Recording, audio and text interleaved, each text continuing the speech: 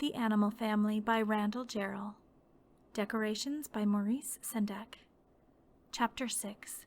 The Lynx and the Bear Bring Home a Boy.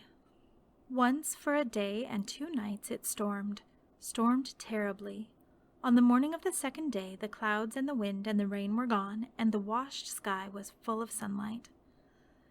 The lynx stood in the meadow and watched the hunter and the mermaid go away from him along the path that went up into the wood. The path was strewn with leaves and broken branches. Then he went down to the beach through the meadow, moving in great bounds. At the edge of the sand, he stopped and shook from his fur in a little shining cloud the raindrops of the meadow grass. The beach's dark sand was all streaked and spotted with foam. He trotted along it, occasionally sniffing at the seaweed and driftwood. There were big soaked logs even, that the storm had washed up to the edge of the grass. Further along there was a dead seal, and the lynx went over to it and touched it with his paw. When he came to the river, there was a lifeboat stranded at its edge. Inside the boat, something was crying. The lynx went up, put his paws on the edge, and looked over. A woman was lying at the other end, half in and half out of the water that filled the bottom of the boat. She did not move. But the little boy who was huddled against her stopped crying, held out his hand to the lynx, and said hopefully, "Kitty! Kitty!" The lynx trotted to the boy's end of the boat. The boy reached out to him and patted him on the head, and the lynx purred. "Nice kitty, said the boy. But in a minute the lynx drew away, his clear face clouding. Then, all at once, his eyes changed, and he started back up the beach. When he got to the house, he bounded in eagerly, but there was no one except the bear. The lynx went over and rubbed his head against him, but the bear didn't wake. The lynx meowed and tried to open the bear's eyes, and when that didn't work, he quite gently hit the bear on the nose. The bear's paws twitched. When the lynx hit him again, he put his paw over his head.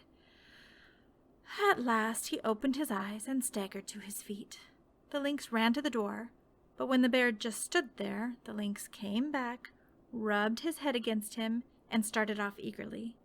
This time the bear went too.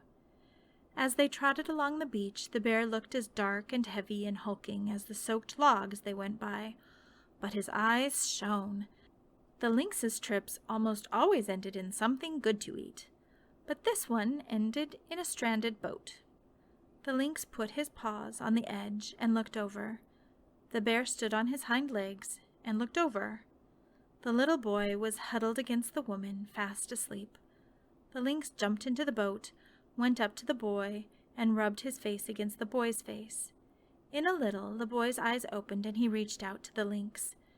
Then he saw the bear, on all fours now. He looked uneasy and said to the lynx, "Kitty?" The bear walked to the boy's end of the boat and stuck his tremendous head over the edge. The boy drew back. But the bear looked too good-natured for the boy to keep on being afraid of him. In a minute he was petting the bear just as he had petted the lynx. The lynx jumped down and started toward the house. Neither the bear nor the boy moved, so he came back to them. The boy put his arms around the bear's neck, laughing as he felt how thick and warm his fur was. When the bear started toward the lynx, the boy lost his balance and fell out of the boat onto the sand. He wasn't hurt, but just the same, the lynx came over and rubbed his head against him. The boy gave him 2 or 3 wavering pats, reached up and hugged the bear, and then burst into tears. He sat on the sand and cried. The lynx stood looking at him uneasily, and the bear sat there in the sunshine. The boy stopped crying and hugged the bear again. Looking back over his shoulder, the lynx trotted off. The bear got up slowly, and the boy, holding to the bear's fur, took 2 or 3 uncertain steps. Then they started off. The boy looked very small and pale, and the bear dark as a mountain, as they went slowly up the beach. The lynx, gray, silver, and shining, flowed back and forth ahead of them like the tide.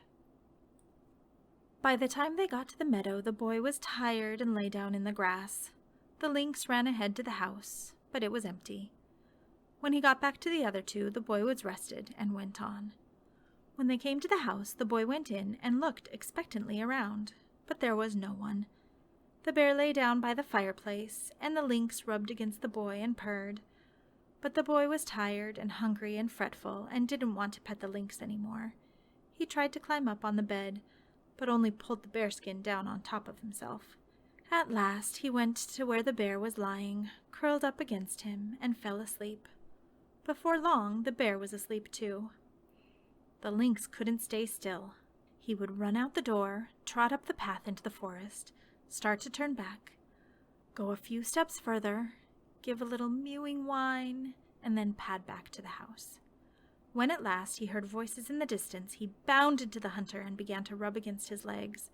As the hunter reached down and stroked his head, he purred so loudly that the mermaid said, "He's acting the way he does when he brings us something he's caught." The hunter said, "What have you got for us, boy?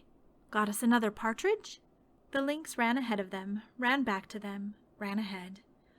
When the hunter and the mermaid came to the door and looked inside, their eyes blurred with sunlight, the room looked dark and empty except for the bear asleep by the fireplace. The lynx trotted over and stood proudly at his side, so that the mermaid said in perplexity, "He acts as if he's brought us the bear." The hunter walked over toward him. All at once he stopped and said unbelievingly, "Look!" The mermaid came closer, nestled against the bear's dark fur. His body had hidden it from her. There was something fairer than the hunter, a little sleeping thing. "A boy," the hunter said softly. The lynx rubbed against his legs. He bent down and patted him without taking his eyes off the boy. The mermaid reached out and touched the boy's white skin. Then she said to the hunter, "He's so soft." The hunter put his arm around her, and they stood there looking at the boy. After a minute, the mermaid said, "But how could he be here?" The hunter shook his head. "I don't know," he said. I... He reached down and touched the boy the way you touch something in a dream to make sure it is real. Suddenly, his eyes widened and he said, "The storm, maybe. Maybe there's people on the beach. Maybe there..." He went over to the door and stared down at the sea. The mermaid sat passively by the boy, but in a minute he came back and said, "There's no one there." The mermaid said, "I never knew what it was like when you lived here with your mother and father. I had never seen a little one. He's half like a little man and half, different. His arms and legs are so short and white, and his head's different. Look how soft his hair and skin are. He looks all helpless and not finished yet. He's so new." The hunter gave a throaty sigh. He and the mermaid sat there looking at the boy. Somehow the hunter couldn't think of anything to say. He had a relaxed, satisfied look on his face. In a minute he actually yawned.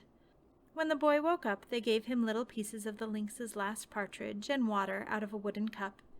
He reached out to the two of them as easily as he had reached out to the lynx, saying, "Mama, Mama," to the mermaid. He laughed with pleasure when the hunter picked him up, but seemed not to know any name for him. The mermaid washed the boy and marveled at his little shirt, so thin and dirty.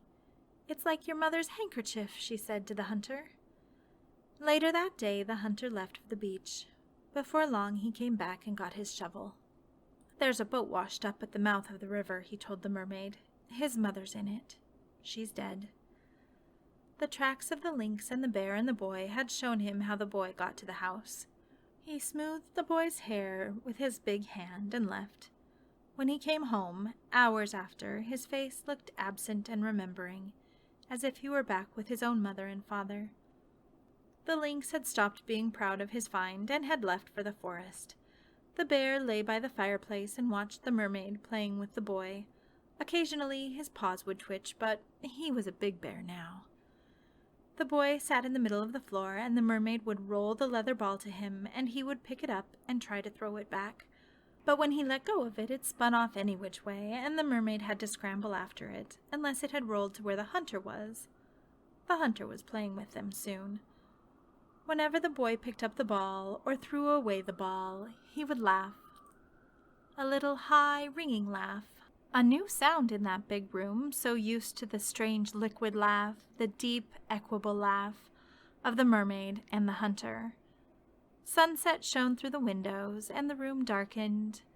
The hunter made a fire in the fireplace, and the boy held out his hands and warmed them at it. "You can tell he's used to it," the mermaid said. "You can tell he's She stopped and looked at the hunter and said wistfully, "Remember when I wanted to pick up the coal?" The hunter said to her, "I remember."